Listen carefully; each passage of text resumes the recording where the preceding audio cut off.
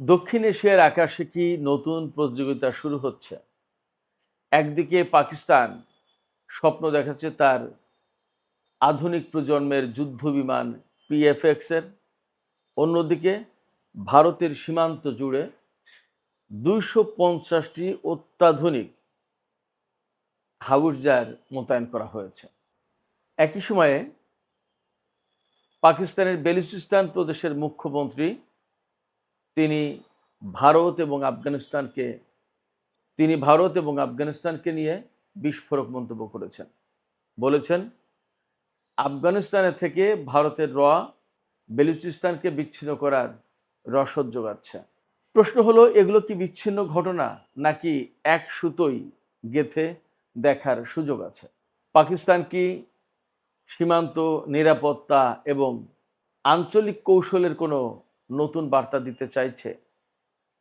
পাকিস্তান দাবি করছে তারা খুব শিগগিরই এশিয়ায় অন্যতম বৃহৎ বিমান শক্তিতে পরিণত হবে।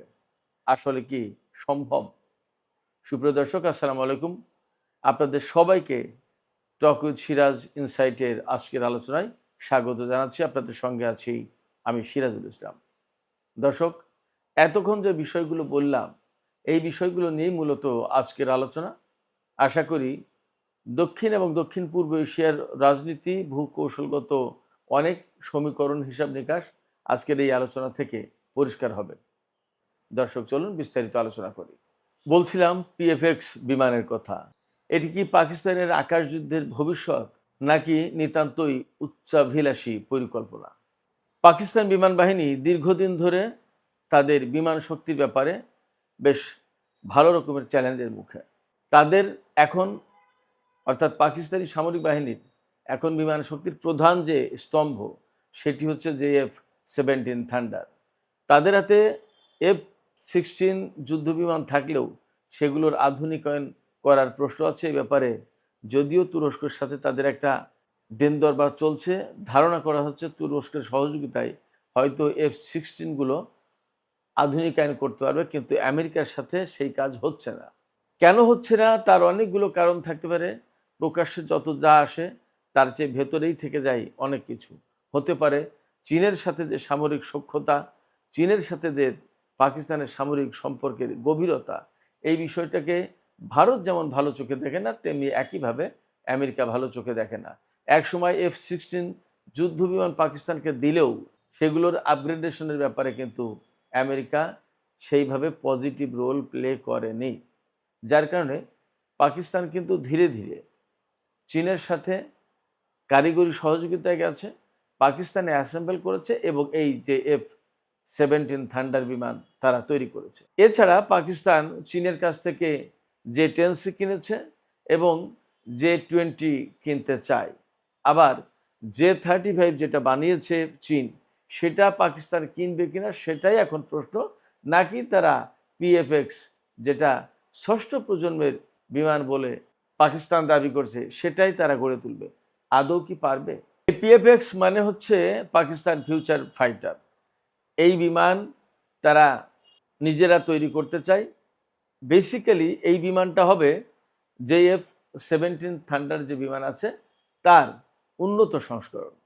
পাকিস্তানের পক্ষ থেকে বলা হচ্ছে এই বিমানে থাকবে অত্যন্ত উন্নত মানের সমস্ত সব প্রযুক্তি, যেমন উন্নত AES রাডার, উন্নত মানের electronic warfare system, sensor fusion technology এবং দীর্ঘ পাল্লার যুদ্ধের সক্ষমতা। এখন প্রশ্ন হচ্ছে, এই যে পিএফএক্স বিমান এবং বলা হচ্ছে যে 2029 সালে নাকি উড়বে, ভিন্ন বিতর্ক আছে। তারা কি নিজেরা পারবে? তাদের কি সেই সক্ষমতা আছে? বাস্তব কথা হচ্ছে, পাকিস্তানের বিভিন্ন সূত্র থেকেই বলা হচ্ছে যে পাকিস্তান নিজে পুরোপুরি এটি করতে পারবে না। এ ব্যাপারে চীনের ব্যাপক সহযোগিতা প্রয়োজন। আমার ধারণা, পাকিস্তানের সাথে যেহেতু চীনের খুবই গুরুত্বপূর্ণ সম্পর্ক, গভীর সম্পর্ক, সেই কারণে চীন হয়তো পাকিস্তানকে এমন সিগন্যাল দিয়েছে যে সিগন্যালের কারণে পাকিস্তান এই অত্যাধুনিক বিমান, যেটি বলা হচ্ছে ক্ষেত্র বিশেষে আমেরিকার F-35 যুদ্ধ বিমানের সমকক্ষ বা তার চেয়ে কম নয় এমন বিমান তৈরি করতে যাচ্ছে। পাকিস্তানের সামনে যেটি সমস্যা সেটি হচ্ছে নিজস্ব জেট ইঞ্জিন নেই, নির্ভরযোগ্য জেট ইঞ্জিন নেই, উন্নত র্যাডার, তারপরে ওয়ারফেয়ার সিস্টেম, প্রয়োজনীয় সফটওয়্যার, স্টেলথ প্রযুক্তি এবং দীর্ঘ পরীক্ষামূলক উড্ডয়ন। এই রকমের ফ্যাসিলিটি পুরোপুরি তার হাতে না থাকার পরেও তারা এই স্বপ্ন দেখছে। আমি আবারও বলতে বাধ্য হচ্ছি, তারা মূলত এ ব্যাপারে চীনের উপরে নির্ভর করবে, সেটি তাদের পরিকল্পনা দেখেই বোঝা যায়। যেহেতু তারা এই প্রকল্প নিয়ে এগিয়ে যাচ্ছে এবং যতদূর জানা যায় এই প্রকল্প অনেকটা এগিয়েছে, সেক্ষেত্রে ধারণাই করা যায় তারা মূলত এই প্রকল্পের মধ্য দিয়ে শুধু বিমানই তৈরি করছে না, তারা একটা বিশেষ বার্তা দিতে চায়। আর সেই বার্তাটা হলো এই যে এশিয়ার আকাশে পাকিস্তানের বিমান শক্তি হবে অন্যতম বৃহৎ এবং শক্তিশালী বিমান শক্তি। এদিকে ভারতের সীমান্তে আমি শুরুতেই বলেছিলাম যে 250 অত্যাধুনিক হাউটজার মোতায়েন করা হয়েছে। কেন পাকিস্তান এই সময় হঠাৎ করে এগুলো মোতায়েন করলো? তাহলে কি বিশেষ কোনো বার্তা আছে? আমরা দেখতে পাচ্ছি আজাদ কাশ্মীর নিয়ে ভারতের নানা রকমের বক্তব্য আছে, যে বক্তব্যগুলোকে বারবার পাকিস্তান অগ্রহণযোগ্য বলে প্রত্যাখ্যান করছে। আবার গত বছরের মে মাসে ভারত কিন্তু আকস্মিকভাবেই পাকিস্তানের উপর হামলা চালিয়েছিল। ওদিকে বেলুচিস্তান নিয়ে কিন্তু ভারতের বিরুদ্ধে নানামুখী অভিযোগ আছে। এ সমস্ত সব কিছু মিলে এছাড়া ভারতের পক্ষ থেকেও এই ধরনের দূরপাল্লার গোলাবর্ষণের জন্য বিভিন্ন রকমের ATS, GS, K9 বজরা, ধানুষ, M777 এই ধরনের আধুনিক আর্টিলারি যুক্ত করেছে ভারতের সামরিক বাহিনীতে। সম্ভবত এগুলোকেই মোকাবেলা করার জন্য বা এর বিপরীতে পাকিস্তান নিজেদের সামরিক সক্ষমতা প্রকাশ করার জন্য এবং নিজেদের সীমান্ত নিরাপদ রাখার জন্য এই অত্যাধুনিক হাউটজার মোতায়েন করেছে। এবং এটি বলে রাখি, চীন থেকেই আমদানি করা, চীনের থেকে পাকিস্তানকে সরবরাহ করা হয়েছে। শুধু তাই না, পাকিস্তান কিন্তু এই বছর বাজেটে 18% সামরিক বাজেট বাড়িয়েছে। গত বছর যা ছিল তার চেয়ে 18% সামরিক বাজেট বাড়িয়েছে। এটা অনেক বড় ব্যাপার। পাকিস্তানের বাজেটটা কেমন সেটা যদি আমরা শুনি তাহলে বুঝতে পারবো যে আসলে পাকিস্তান তাদের নিরাপত্তা খাতে এই মুহূর্তে কত বেশি গুরুত্ব দিয়েছে। 3 ট্রিলিয়ন রুপি, এই 3 ট্রিলিয়ন রুপি হচ্ছে প্রায় 10.8 বিলিয়ন, অর্থাৎ 1080 কোটি ডলার। 1080 কোটি ডলার। এই যে ডলার, এই ডলার যদি বাংলা টাকায় করা হয় 123 টাকা দাম ধরে, তাহলে পাকিস্তানের সামরিক বাজেটের পরিমাণ বাংলা টাকায় হবে 1,33,000 কোটি টাকা। 1,33,000 কোটি টাকা। সেখানে এবার আমাদের বাংলাদেশের সামরিক বাজেট হচ্ছে মাত্র 43,500 কোটি ডলার। তার মানে আমাদের চেয়ে 3 গুণেরও বেশি সামরিক বাজেট পাকিস্তান ভারত সীমান্তে যে হাউটজার মোতায়েন করেছে, সেই হাউটজারগুলো কমপক্ষে 30 থেকে 40 কিলোমিটার এবং সর্বোচ্চ 50 থেকে 70 কিলোমিটার দূরে আঘাত আনতে পারে এবং এগুলো অত্যন্ত বিধ্বংসী ক্ষমতা সম্পন্ন। এই যে পাকিস্তান সীমান্তে হাউটজার মোতায়েন করলো, এটি কি যুদ্ধের কোনো আলামত বা আশঙ্কা? একদম এই মুহূর্তে ঠিক যুদ্ধের আলামত বা আশঙ্কা বলা যাবে না। ভারত যেহেতু তার আর্টিলারিতে অনেক আধুনিক প্রযুক্তি যুক্ত করেছে, সেক্ষেত্রে পাকিস্তানও তার ভান্ডারে এ সমস্ত যুক্ত করলো এবং সীমান্তে মোতায়েন করলো। দক্ষিণ এশিয়ায় বিশেষ করে ভারত এবং পাকিস্তান সীমান্তে যখন এই ধরনের কোনো অস্ত্র বা সামরিক সরঞ্জাম মোতায়েন করা হয়, তখন সেটা যুদ্ধের যে আলামত, ইঙ্গিত, সিগন্যাল, তার চেয়ে বাস্তবতা হচ্ছে প্রতিরোধমূলক একটা ব্যবস্থা গড়ে তোলা। এভাবেই সবচেয়ে বেশি দেখা হয় এবং এটাই বেশিরভাগ ক্ষেত্রে বাস্তব। সেক্ষেত্রে এখনই দুই দেশের ভেতর যুদ্ধের কোনো আশঙ্কা আছে এমনটি বলা যাচ্ছে না। তবে কাশ্মীর সীমান্ত সন্ত্রাস বা বেলুচিস্তান এ সমস্ত নিয়ে দুই দেশের মধ্যে যথেষ্টই উত্তেজনা আছে। বেলুচিস্তানের কথা যখন বললামই, কয়েকদিন আগে তো একেবারে এরকম খবর বেরোলো যে বেলুচিস্তান স্বাধীনতা ঘোষণা করেছে এবং বেলুচিস্তান পাকিস্তান থেকে বিচ্ছিন্ন হয়ে যাচ্ছে। এই ব্যাপারে বেলুচিস্তানের মুখ্যমন্ত্রী মীর সরফরাজ বুকতি তিনি এক সাক্ষাৎকারে বলেছেন যে একদম সরাসরি অভিযোগ করেছেন যে বেলুচিস্তানের যে আন্দোলন বা বিচ্ছিন্নতাবাদী যে সমস্ত কর্মকাণ্ড, এই কর্মকাণ্ডে একেবারে সরাসরি ভারত রসদ যোগাচ্ছে, ভারত উস্কানি দিচ্ছে, ভারত সমর্থন দিচ্ছে, পৃষ্ঠপোষকতা করছে।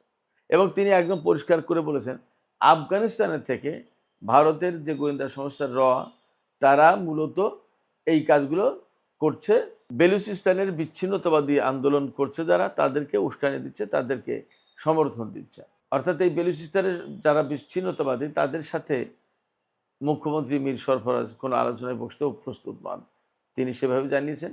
তিনি আরেকটা গুরুত্বপূর্ণ কথা বলেছেন যে আসলে এই মুহূর্তে এমন কোনো অবস্থা নেই যে বেলুচিস্তান বিচ্ছিন্ন হয়ে যাচ্ছে, শান্ত অবস্থায় আছে বেলুচিস্তান, তা না, কিন্তু এমনও না যে বেলুচিস্তান আলাদা হয়ে যাচ্ছে। তাকে প্রশ্ন করা হয়েছে সাক্ষাৎকারে যে তাহলে বেলুচিস্তান নিয়ে এমন খবর কেন? তখন তিনি খুব পরিষ্কার করে বলেছেন যে বেলুচিস্তান নিয়ে এই যে খবর, এগুলো মূলত মিডিয়ার অনেকটা হাইপ তোলা। কারণ মিডিয়া যদি এইভাবে হাইপ তোলে তাহলে সেই খবরগুলো মানুষ পছন্দ করে, পড়ে, আকর্ষিত হয়, আকর্ষণ বোধ করে। এটা একটা ব্যাপার। আরেকটা ব্যাপার হচ্ছে যে মিডিয়ার একটা একপেশে অপপ্রচার এবং গণমাধ্যমের নেতিবাচক কভারেজ।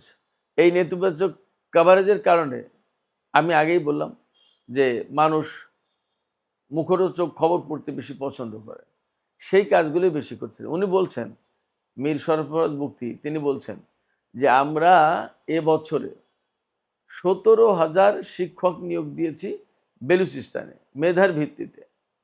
এই খবরের কোনো গুরুত্ব নেই। আমরা স্বাস্থ্য খাতে, আমরা শিক্ষা খাতে, আমরা সামাজিক উন্নয়নমূলক কর্মকাণ্ডে প্রচুর পরিমাণে বাজেট ব্যয় করছি এবং নানামুখী উন্নয়ন কর্মকাণ্ড হাতে নেওয়া হয়েছে, সেই সমস্ত কিন্তু প্রচারণা নেই। যখন বেলুচিস্তানের যে সমস্ত বেলুচিস্তান লিবারেশন আর্মি যেটা বা যে সমস্ত বিচ্ছিন্নতাকামী সংগঠন আছে তারা একটু কথা বললেই সেটাকে গুরুত্ব দিয়ে ছাপে বা সেটাকে গুরুত্ব দিয়ে প্রকাশ করে গণমাধ্যম। এটি গণমাধ্যমেরই সংকট, এটি বেলুচিস্তানের সরকারের সংকট না, বেলুচিস্তানের যে প্রাদেশিক সরকার তাদের সংকট না, তিনি এই কথা বলতে চাইছেন। এখন এই যে বেলুচিস্তানের মুখ্যমন্ত্রী ভারতকে, আফগানিস্তানকে দায়ী করলেন, এই জায়গায় আসলে আমি আবারও বলি, আমি প্রায় মাঝে মাঝে বলেছি, আবারও বলি যে ভারত এবং আফগানিস্তান দুটোই কিন্তু পাকিস্তানের দুই পাশের প্রতিবেশী দেশ। আফগানিস্তানের সাথে বিরাট সীমান্ত, ভারতের সাথে বিরাট সীমান্ত পাকিস্তানের। এই দুটো সীমান্তবর্তী দেশের সাথে যদি পাকিস্তানের সম্পর্ক ভালো থাকতো বা এই তিনটি দেশের সম্পর্ক যদি অনেক বেশি উন্নত হতো তাহলে কতই না ভালো হতো এবং মধ্য এশিয়ার সাথে দক্ষিণ এশিয়ার একটা বিরাট চমৎকার যোগাযোগের একটা ব্যবস্থা হতে পারত। কিন্তু দুঃখজনক হচ্ছে যে আফগানিস্তান, পাকিস্তান এবং ভারত এই তিনটি দেশকে কখনোই একটা জায়গায় আনা গেল না, এক সীমারেখায় তারা কখনো আসলো না এবং হয়তো তাদেরকে আসতে দেয়া হলো না। যেভাবেই হোক এই সংকটের কারণে আসলে আমরা মনে হয় দক্ষিণ এশিয়া, দক্ষিণ পূর্ব এশিয়া এবং মধ্য এশিয়া, এই বিরাট একটা অঞ্চল, এই রাজনীতির কারণে এই যে ভারত, পাকিস্তান এবং আফগানিস্তান, বেলুচিস্তান, গোয়াদার বন্দর, এই যে ভূগোলটা, এই ভূগোলটা, এই ঐতিহাসিক অবস্থান, এই কৌশলগত অবস্থানের কারণে বা সংকটের কারণে আসলে দক্ষিণ পূর্ব বা দক্ষিণ এশিয়া বা মধ্য এশিয়া যেভাবে ডেভেলপ হতে পারতো, যা পেতে পারতো বা যেভাবে উন্নত হওয়ার কথা ছিল তা হওয়া গেল না, হতে পারলো না। এখানে আসলে কার বেশি দায়, কার দায় না, সেটা হয়তো আরও অনেক পরেই বোঝা যাবে, কিন্তু ততদিনে আমরা কত দূর পিছিয়ে যাব সেটাই সবচেয়ে বড় প্রশ্ন। দর্শক, আজকের আলোচনা এখানে শেষ করতে চাই। আলোচনার শেষে আপনাদের কাছেই মতামত জানতে চাই, এই যে বেলুচিস্তান নিয়ে পাকিস্তান, ভারত এবং আফগানিস্তানকে জড়িয়ে অভিযোগ করে বেলুচিস্তানের মুখ্যমন্ত্রী, এই অভিযোগ কতটুকু সত্য? অর্থাৎ ভারত এবং আফগানিস্তান কি আসলে বেলুচিস্তানকে পাকিস্তান থেকে বিচ্ছিন্ন হওয়ার আন্দোলনে রসদ যোগাচ্ছে, উস্কানি দিচ্ছে, নাকি এটা নিতান্তই পাকিস্তান শত্রুতার বশে ভারত এবং আফগানিস্তানকে দায়ী করছে। আপনাদের মতামত কি? আপনারা যা জানেন তথ্যের ভিত্তিতে মোটামুটি বলতে পারেন। আপনাদের কাছে মতামত প্রত্যাশা করছি। সুপ্রিয় দর্শক, আজকের টক উইথ সিরাজ ইনসাইটের আলোচনা এখানে শেষ করতে চাইছি। আপনারা সবাই ভালো থাকুন। আল্লাহ হাফেজ।